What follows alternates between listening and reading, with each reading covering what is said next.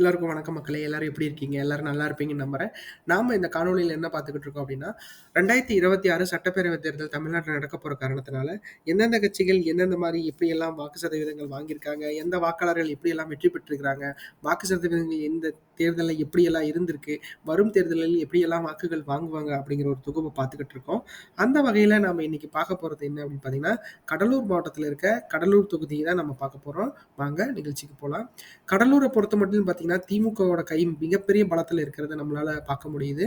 ஆனா, அதிமுக அதுக்கு சளைச்சது இல்லாத மாரி, அந்த இடத்துல மாவட்ட செயலாளரா இருக்கிற எம்.சி. சம்பத் அவர்களும் மிகப்பெரிய பலத்தோட தான் இருக்கிறாரு.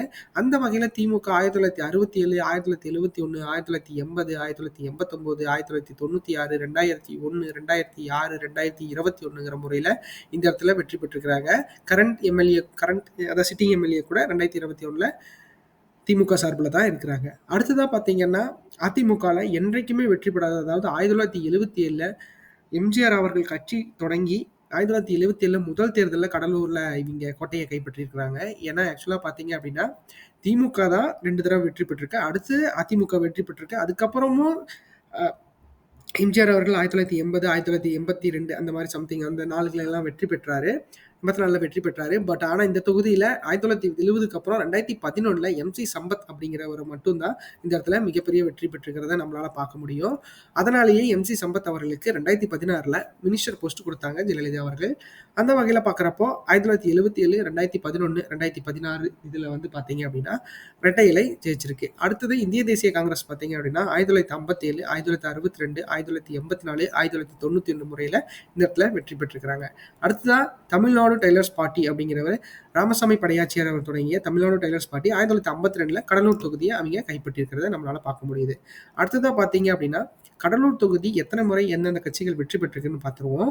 அடுத்து திமுக பார்த்தீங்கன்னா 8 முறையும், அதிமுக 3 முறையும், இந்திய தேசிய காங்கிரஸ் 4 முறையும், தமிழ்நாடு டெய்லர்ஸ் பார்ட்டி 1 முறையும் இந்த இடத்துல வெற்றி பெற்று 16 தேர்தல்கள்ல திமுக தான் பாதி தேர்தல்கள்ல வெற்றி பெற்றிருக்கிறத நம்மளால பார்க்க முடியும். ஸோ அந்த வகையில திமுகக்கு மிகப்பெரிய பலம் இருக்கிறத நம்மளால மறுக்க முடியாத உண்மையா இருக்கு.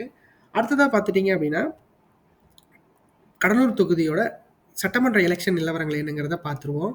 அந்த வகையில 2016, 2021 கடந்த 2 தேர்தல்கள் விவரங்கள நம்ம பார்த்துக்கிட்டு இருக்கோம். அந்த வகையில நம்ம என்ன சொல்றோம் அப்படின்னு பார்த்தீங்கன்னா, 2016ல இந்த இடத்துல எம்.சி. சம்பத் அவர்கள் தான் வெற்றி பெற்றிருக்காரு. வெற்றி பெற்று அமைச்சராவும் இருந்தாரு. 70,922 வாக்குகளும் 41.60% பெற்று இந்த இடத்துல அவர் வெற்றி பெற்றிருந்தாரு.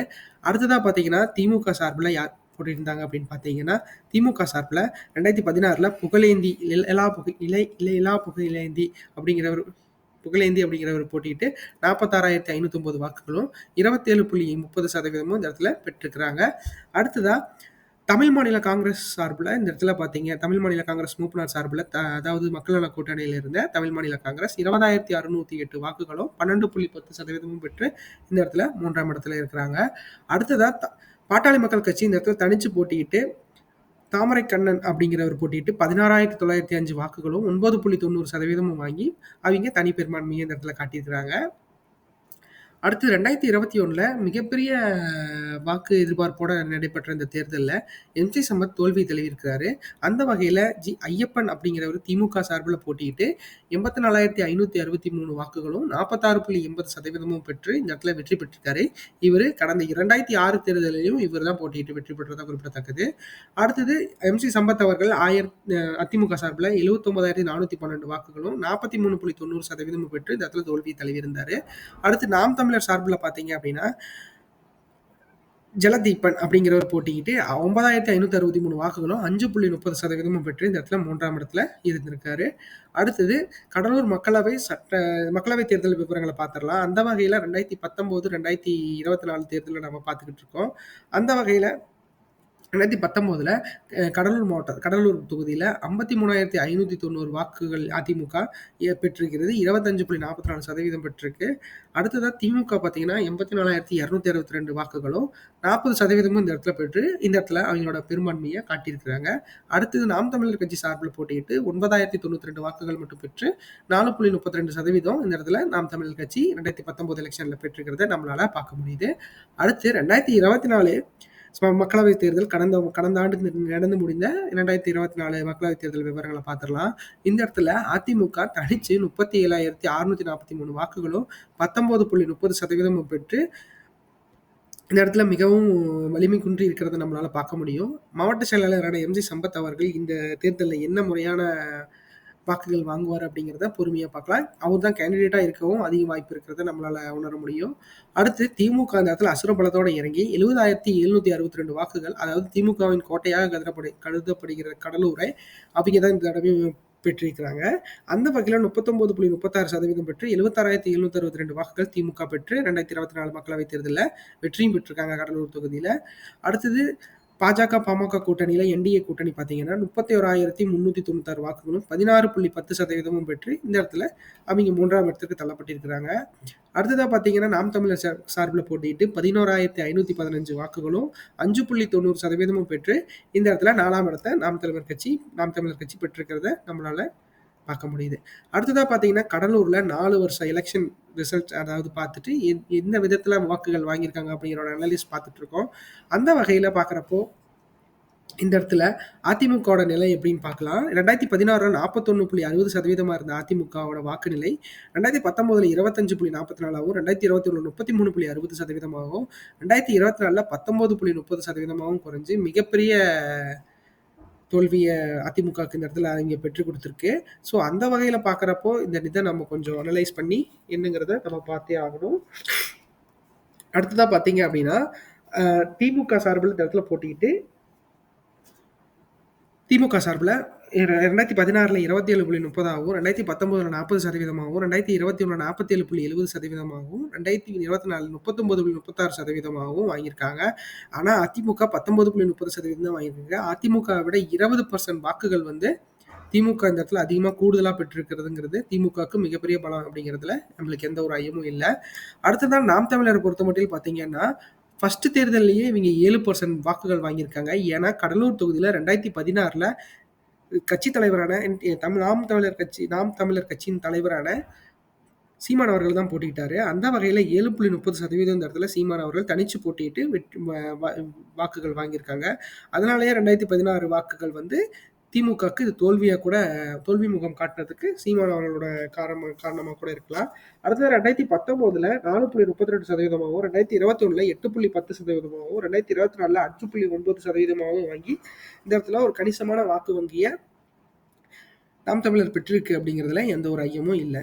ஸோ இதை வச்சு பார்க்குறப்போ அதாவது கடலூர் மாவட்டத்தின் மாவட்ட செயலாளரான எம்ஆர்கே பன்னீர்செல்வம் அவர் அமைச்சராக இருக்காரு. எம்.சி. சம்பத் அவர் அமைச்சராக இருந்திருக்கிறாரு.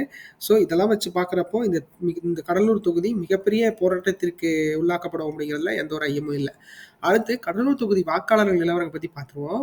கடலூரில் மொத்தம் 2,39,641 வாக்காளர்கள் இருக்கிறாங்க. அதில் 1,14,911 பேர் ஆண்கள், 1,24,656 அதாவது 10,000 1,24,656 பெண்கள் இருக்காங்க. அதாவது 10,000 பெண்கள் வந்து ஆண்களை விட இந்த கடலூர் தொகுதியில் அதிகமாக இருக்கிறத நம்மளால பார்க்க முடியுது. 3ஆம் பாலினத்தவர்னு எடுத்துட்டீங்க அப்படின்னா அவங்க 74 பேர் இந்த இடத்துல வாக்காளர்களாக பதிவு பண்ணியிருக்கிறாங்க. அடுத்தது ஏஜ் வைஸ் கேட்டகரின்னு பார்த்துருவோம். ஏஜ் வைஸ் கேட்டகரிங்கிறப்போ 18 வயசுலேருந்து 34 வயசு வரைக்கும் 38,840 ஆண்களும் 42,134 பெண்களும் இந்த இடத்துல இருக்கிறாங்க. 34% பக்கமாக இந்த இடத்துல வந்து யங்ஸ்டர்ஸ் இருக்கிறத நம்ம பார்க்க முடியுது. அடுத்து 35 வயசுலேருந்து 54 வயசு வரைக்கும் பார்த்தீங்க அப்படின்னா 49,182 ஆண்களும் 53,353 பெண்களும் இருக்கிறாங்க. ஸோ 42% இந்த இடத்துல அதிகமாக இருக்கிறத நம்மளால பார்க்க முடியுது. ஏன்னா மிடில் ஏஜஸ் தான் எல்லா தொகுதியிலையும் அதிகமாக, அதாவது மிடில் ஏஜஸ்ங்கிறது எப்படி கால்குலேட் பண்ணியிருக்கு அப்படின்னா 35 வயசுலேருந்து 54 வயசு வரைக்கும் கிட்டத்தட்ட 20 வருஷங்கள் எடுத்திருக்கு. அதே வந்து ஓல்ட் ஏஜஸ்ங்கிறது 18 வயசுலேருந்து 34 வயசு வரைக்கும் தான் எடுத்திருக்கு. ஸோ அது ஒரு 16 வருடங்கள் தான். ஸோ அந்த வகையில் பார்க்குறப்போ இந்த இடத்துல மிடில் ஏஜஸ் கொஞ்சம் அதிகமாகவே இருக்கிறாங்க. அடுத்து 54 வயசுலேருந்து 65 வயசுக்கு மேலே இருக்கீங்க பார்த்தீங்கன்னா 20,889 ஆண்களும் 29,170 பெண்களும் இருக்கிறத நம்மளால் பார்க்க முடியுது. ஆக மொத்தத்தில் எல்லா வாக்காளர் நிலவரங்களை பொறுத்தளவுக்கு பார்த்தீங்கன்னா மிடில் ஏஜஸ் மனசு வச்சாங்க அப்படின்னா வெற்றி பெறத்துக்கு வாய்ப்புகள் அதிகமாக இருக்கிறத நம்மளால் பார்க்க முடியுது. அடுத்து கடலூர் தொகுதியில் கடந்த 8 முறை வாக்கு சதவீதம் எப்படி இருந்திருக்குன்னு பார்த்துடலாம். 1989 67.90ஆகவும் 1991 63.30ஆகவும் 1996 67.30ஆகவும் 2001 56.60ஆகவும் 2006 71.50ஆகவும் 2011 78%ஆகவும் 2016 74.70%ஆகவும் 2021 79.30%ஆகவும் இந்த இடத்துல வாக்குப்பதிவு நடந்திருக்கு. அந்த வகையில் பார்க்குறப்போ இந்த கடலூர் தொகுதியை பொறுத்த அளவுக்கு மக்கள் வந்து ஒரு 80% பீப்புள் வந்து வாக்களிக்க தயாரா இருக்கிறத நம்மளால பார்க்க முடியுது.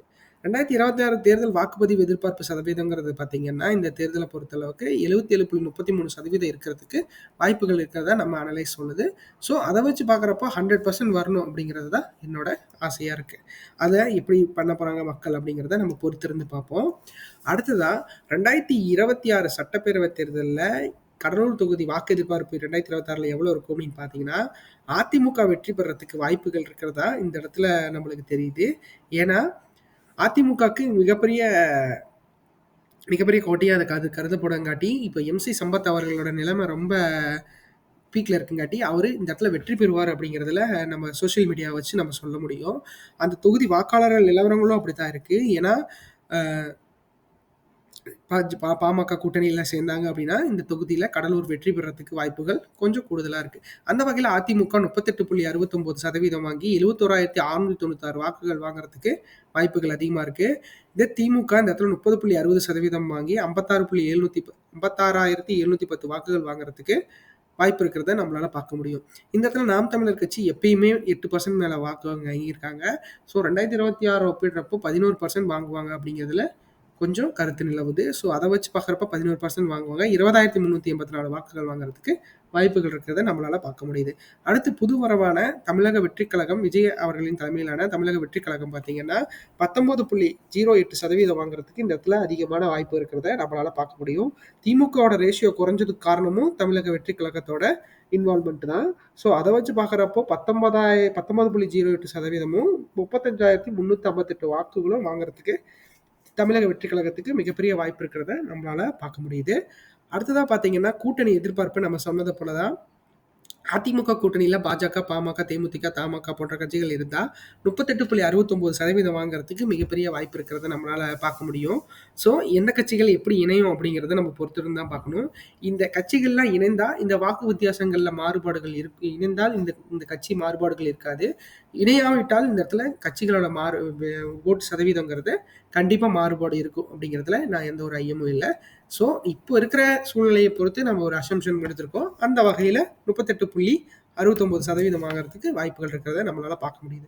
அடுத்து திமுக கூட்டணியில் பல கட்சிகள் இணைந்திருக்கிறத நம்ம பார்த்துருக்கோம். அந்த வகையில் அவங்க கூட்டணியில் இருந்தாலும் தமிழக வெற்றி கழகத்தின் வருகையால் கடலூர் மாவட்டத்தில் கிட்டத்தட்ட பார்த்தீங்க அப்படின்னா தமிழக வெற்றி கழக சார்பில் நிறையா இதுகள் நடந்திருக்கு.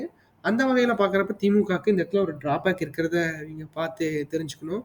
ஸோ திமுக அதுக்காக கண்டிப்பாக ஓட் வந்து டவுன் ஆகாமல் இருக்க அவங்க கண்டிப்பாக போராடுவாங்கன்னு நம்புகிறேன். அந்த வகையில் அவங்க கட்சி கூட்டணியில் இருந்தாலும் 30.60% வாங்குறதுக்கு வாய்ப்புகள் இருக்கிறத நம்மளால பார்க்க முடியுது.